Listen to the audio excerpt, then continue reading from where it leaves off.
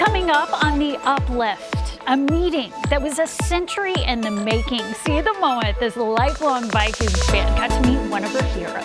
Then, a lifesaver at just 4 years old, a proud mother shares the moment that her son sprung into action to save her life. And finding a cure, the great length one family is going to in order to make sure that their child gets the help she needs.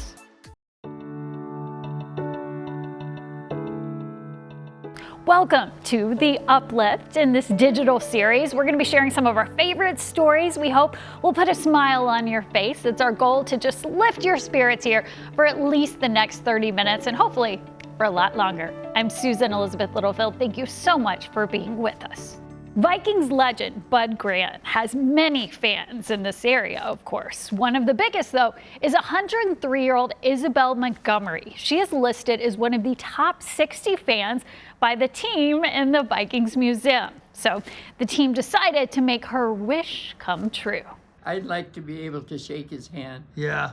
But I think we live too far away. Here's the moment Isabel got to meet Bud in person, surrounded by family. The two met at the Vikings Museum. They talked about stories of how they grew up and what has filled their lives with all this Vikings passion. They all took a trip down memory lane with some Grant-like perspective. We're very fortunate. We've got our memories, and they serve us well, and they keep us well, and they, you know, if you've got good memories, you can entertain yourself. Russia's war in Ukraine has displaced millions of families. One of those families living in the Twin Cities recently got a special treat to make them feel more at home. The Holovash family went on a $10,000 Christmas in February shopping spree at Target. It's thanks to the organization Best Christmas Ever. The family has been living in Minnesota for 4 months after registering and matching the American sponsors through the group All Light. In Ukraine, they were living just 25 miles from the border of Russia, and they came here to protect their family and say they finally feel safe. They were extremely shocked and they didn't expect such generosity from Best Christmas Ever. They first were given some gift cards, maybe a couple of $100 for eBay and for other things, and they thought this was already great. But then when they were told there were $10,000, they thought this is for multiple families. And later they learned it was just for their family to spend, and they were just very surprised and very shocked that this was possible. This family has done awesome. They're both really smart people to start with, and very flexible and easy to live with. And their English is coming well. Natalia's coming a little faster than Yaroslav's, but both are doing well. And Miran just speaks like crazy, and unfortunately it's all Ukrainian now. The family is working to find permanent housing and expects to be in their own apartment soon. Anyone interested in sponsoring a family from Ukraine or several other nations at war can find more information by contacting A Light. A quick-thinking Minnesota 4-year-old saved the life of someone very special to him, his mother. David Schumann sat down with the proud family who says that the word proud isn't even strong enough for how they feel about their son.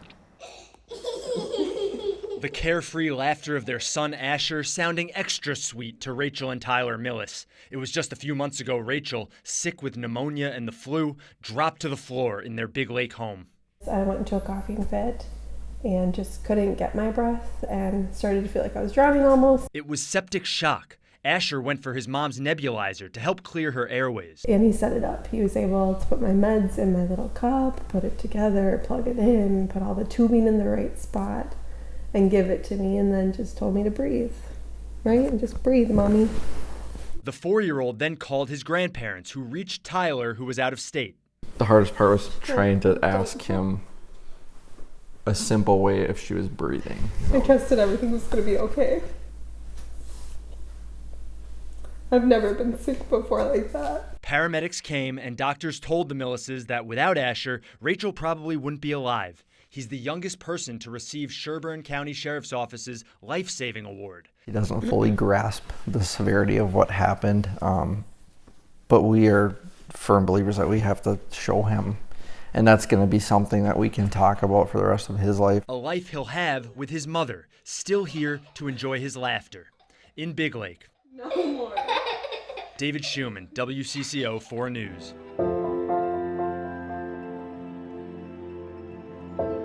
Parenthood can be one of the greatest joys in life and one of the hardest challenges.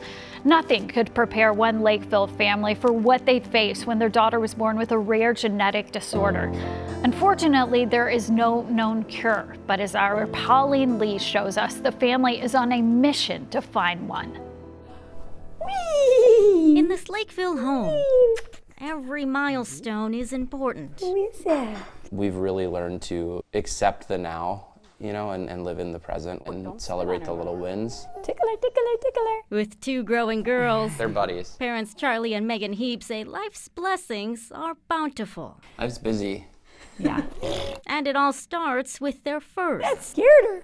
First steps, Should we practice standing next? first words, Hello. first birthdays. Yeah. Yes. Yeah. Yes, who is that? Moments they cherished with their first, Nora. Okay, Nora. You know, she was just the easiest baby. She looks too tired for it. Moments that are harder to come by with their second, Reach for it. Lucy. Yeah.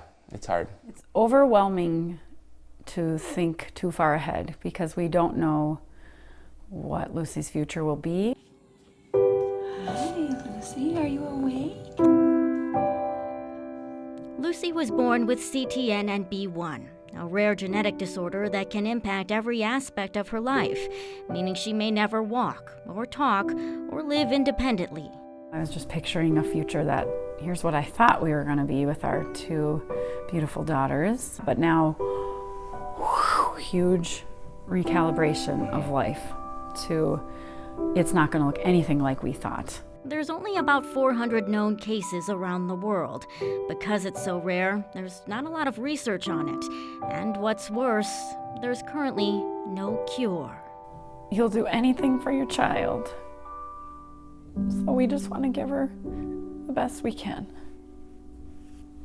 Shortly after Lucy's diagnosis, they came across the CTNNB1 Foundation, a nonprofit in Europe leading the research to find a cure through gene therapy. So we are all together fighting to get it as soon as possible. Shpela Miroshevich started the foundation 2 years ago. She too has a son with CTNNB1. Pharmaceutical companies say it's too rare to care, but we mothers say it's too rare until it messes with the wrong mothers. Through the foundation, scientists around the world are working together to find a way to replace the defective CTNNB1 gene with a normal one they've replicated. We realized, oh, there is hope right away. There is hope. Yeah. So I'm going to hang on to this. What's this?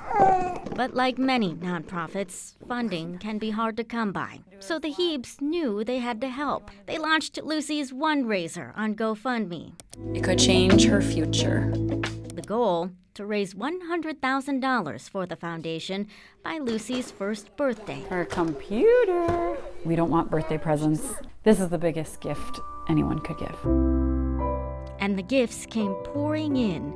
Less than 2 weeks after they launched, they surpassed their goal. We kind of shot the moon, and we have been blown away. And people want to help, and people care, and it means the world. We in Slovenia are blown away. So the future looks bright. I have to say, I have not been so hopeful as I am right now. She's reaching again. The money raised will help with manufacturing the doses, which should begin sometime this spring. If all goes well, the first human clinical trials will follow early next year. She wants it. And with hope on the horizon, perhaps Lucy's milestones won't be too far off either. We hope she'll be walking. We hope she'll start to speak and say words. We'll take any of that. We want to be able to hear my daughter say, Mom, would be something I would hope for. Ready? What is that? Hello. Months after a heartbreaking moment on the field leaves him paralyzed, a young Minnesota athlete returns home. Up next, we're going to tell you why he is not letting the accident slow him down.